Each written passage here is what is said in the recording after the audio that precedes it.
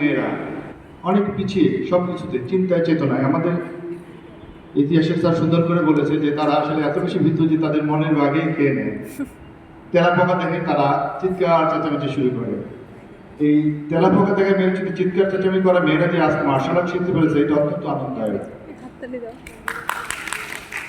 আসলে আমাদেরকে সাহসী হতে হবে।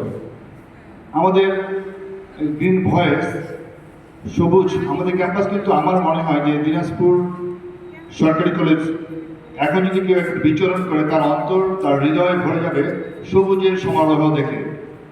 তো এই গ্রিন ভয়েস এই সবুজ সমারোহে তাদের অগ্রযাত্রা চালিয়ে যাচ্ছে। আমি খুব খুশি যে তাদের উপদেষ্টা মন্ডলী তাদেরকে, এবং আমি আরেকটা জিনিস খেয়াল করছি অনেক অনুষ্ঠানে উপদেষ্টা মন্ডলীর বা শিক্ষক মন্ডলী আমাদের উপস্থিত কম থাকে। আজকে তাদের অনেক উপদেষ্টা মন্ডলীর সদস্যবৃন্দদেরকে এখানে উপস্থিত দেখতে পাচ্ছি।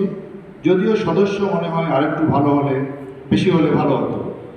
সদস্য যদি সমস্ত চেয়ারগুলো ভরে যেত নিচে অন্তত আরও ভালো হতো। হয়তো তাদের কিছু সীমাবদ্ধতার জন্য তারা পারেনি। আমি আশা করব ভবিষ্যতে তারা আরও অ্যাক্টিভ হয়ে সদস্য সংখ্যা বা প্রচারণায় একটু এগিয়ে যাবে, এটা আশা করছি।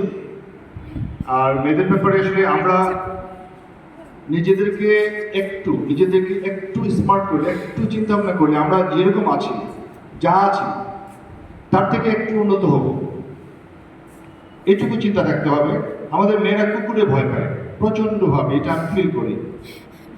আমার কাছে ট্রেনিং গেলে বোধ হয় আমি একদিন ট্রেনিং দিলে আর কোনো মেয়ে কুকুরে ভয় পাবে না। কোনো সুযোগ থাকলে আমি বলবো যে আসলে তোমাদের ট্রেনিং মার্শাল আর্টের কিছু জিনিসগুলো আছে, যদিও মার্শাল আর্ট আমি শিখিনি, তবে